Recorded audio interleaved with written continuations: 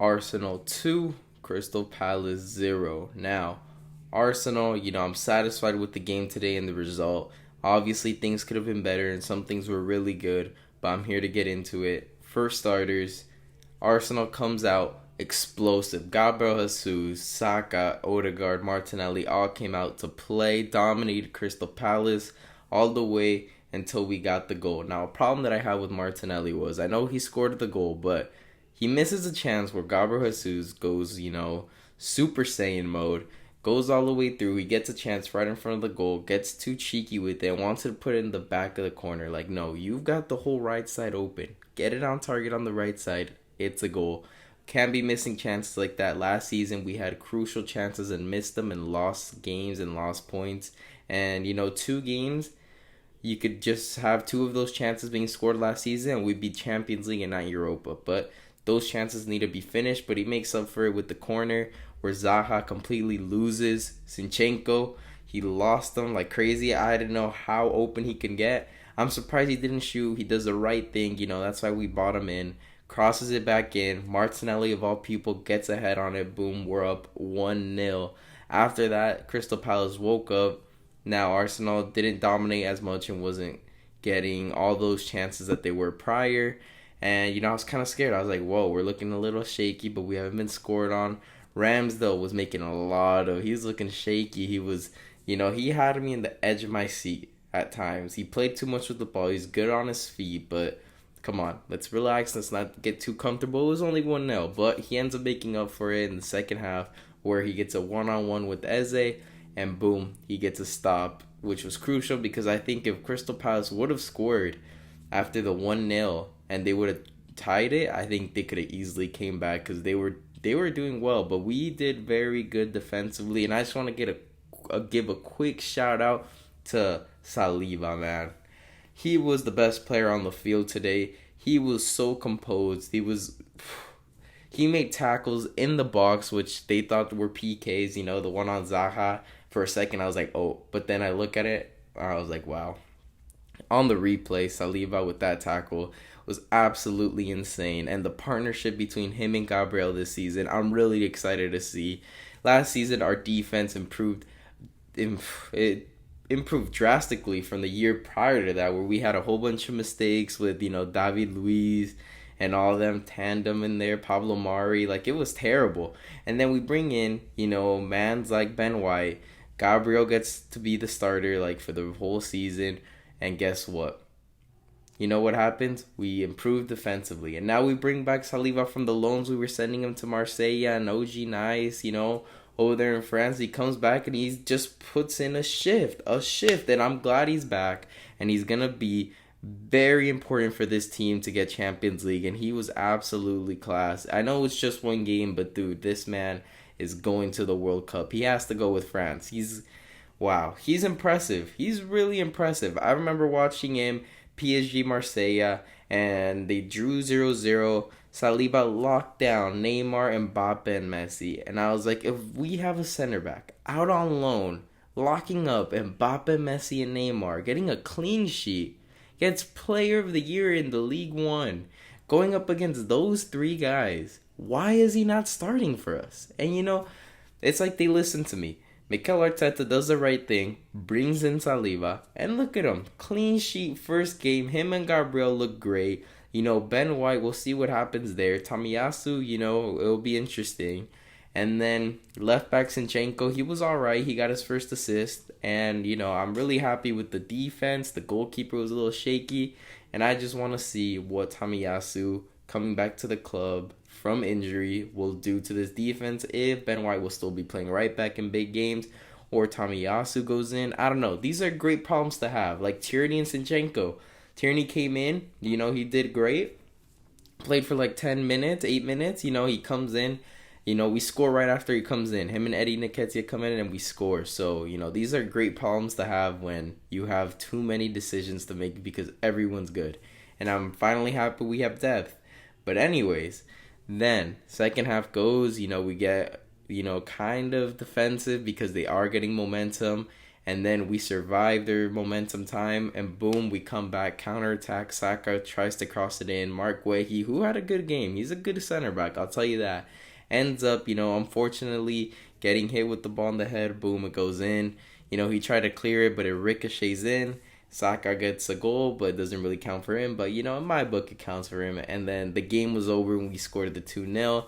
After we went 1-0 up, whoever scored the next goal was going to get the 3 points. And guess what? We did, which I'm very glad that it happened. And we didn't have another last year where we go into someone else's territory and we get just blown out of the water like we did against Brentford, who recently gets up and promoted.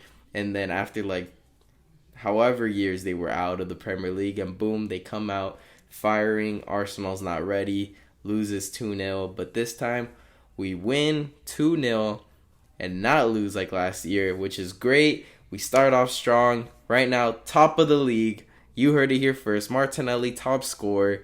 But anyways, honestly, I'm going to be giving my match ratings for each player. Now, Ramsdale gets a 7. Why do I give Ramsdale 7? Well, he was very shaky. He did stop chances from Crystal Palace when we needed him to do. Against Eze one-on-one is probably the most important one.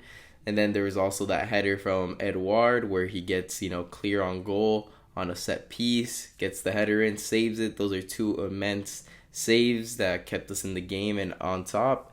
And then, those times where he was on the ball too confident and almost loses it, he doesn't get failed, but he passes. So now, right back, Ben White. He was great on Zaha. Zaha didn't really get his way too much, doesn't score. He does get the yellow card, but I'm going to give Ben White a 7.5 because, he did solid. He did his job, but he did get a yellow card.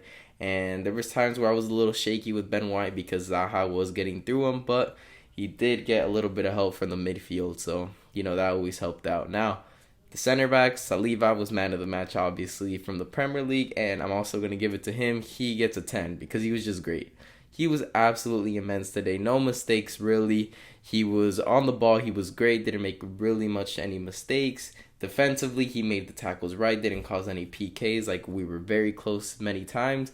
But, love it. Anyways, Gabriel did have that shaky handball, which I was like, oh, I wouldn't be surprised. Also, Ben White had one too. I was like, I wouldn't be surprised if they called it, but they did the right thing. Doesn't get called. Gabriel, I'm going to give him an 8 just because he was solid. Wasn't as good as Saliba, but he was still solid. He was still great anyways. Zinchenko gets an assist today. There was times where they broke through his side, but then, he gets help from the midfield and the center back, so it wasn't too bad. And, I'm going to have to give him, for his debut, wasn't bad. I'll give him an 8 too. It was a little bit better than Gabriel, but because he gets the assist. But defensively, there was times where they broke through him, caught him off guard on the counters, but I still think he was a great debut. Now, center mids. Xhaka, I'm going to give him a 6. I'm not going to lie. Xhaka was out here. I was scared he was going to get a red after he flopped and got a yellow. But, he wasn't horrible, but he wasn't all that great either. And I do believe if Arsenal want to compete with the highest, with Liverpool and City and, Chelsea, who bought a lot, I think a midfielder is very needed to replace Xhaka. I think Paqueta, Tielemans, and Milinkovic-Savic are the 3 guys we should look into because Xhaka's very error-prone, gets red cards and ruins it. The team could be out here dominating, and then he does that flop. We get a yellow. Crystal Palace turns up, and it's things like that just, cause the game to completely shift in the balance of the other team. But then we go with Partey. Partey was solid today. I'm going to give him a 8.5. He was great. Made a couple mistakes here and there. Won the ball when we needed it. He was a nice little safety blanket for Xhaka when he made a mistake or when they were countering. He was great dropping. Can't really complain much about Partey. Now, Odegaard. He didn't have a terrible game. Created chances. Dribbled well. But that chance, man. That chance. He is a pass-first guy, and I wish we just shot the ball more. And there, Odegaard has that chance in front of goal. You gotta shoot. I'm gonna give him a 6.5. He's gonna fail today. I know someone might say, oh, he had a good game. No, you gotta shoot those. We gotta score those. And I'm just tired of him being a pass-first guy. I don't care if it's your weak foot, right-footed. Just shoot it. You got the guy vulnerable. Just do it quickly. You know, Gabriel Jesus gives you a nice little ball, and now you're in front of goal, and you don't take care of business. Come on, man. Now, left wing, we got Martinelli, gets the goal, misses the chance. I'm going to have to give him a 7-9. Not an 8, but he's getting a 7-9 because he did get the goal. He did miss the chance. He was great defensively. You know, he was very energetic. I do give him that. But those chances, we gotta score. I'm telling you, those chances are gonna kill us the rest of the season if we're not scoring them. We should be winning here 4-0. Odegaard and Martinelli, those two chances, come on. Anyways, Saka, I'm gonna act like he scored. Even though the Premier League's not giving it to him, it was all him. So, Saka, I'm gonna give him a 9. He's gonna get a 9. He was great. He causes the goal. Defensively dropped and helped out, you know. Ben White looked vulnerable at times, and then you see Saka come in and help him out. So I give him a 9. He was great. He got that goal. There was chances where I thought, you know, Saka just whip it in and just shoot it. Don't whip it in. And, you know, he was crossing it more often than not. The goal even comes from him trying to cross. So maybe crossing is better. But anyways, I just want Arsenal to shoot more. And then for another debut, man, Gabriel Jesus. First half, he was great. Second half, it was eh. So I'm going to give him an 8. Yes, he gets an 8. I wish he would have scored, you know, on his debut. But it is what it is. For the man who's getting picked the most in the fantasy Premier League thing, you know, he has a lot of expectation from the people who play that. But I think he will end up scoring at least 15 to 20 goals this season. But it was solid, very energetic, causing a lot of chances. Like he caused the Martinelli miss at the very beginning of the game. Gives the ball to Odegaard. So there... You know, he causes 2 chances that should have been goals, but it is what it is. He was still solid.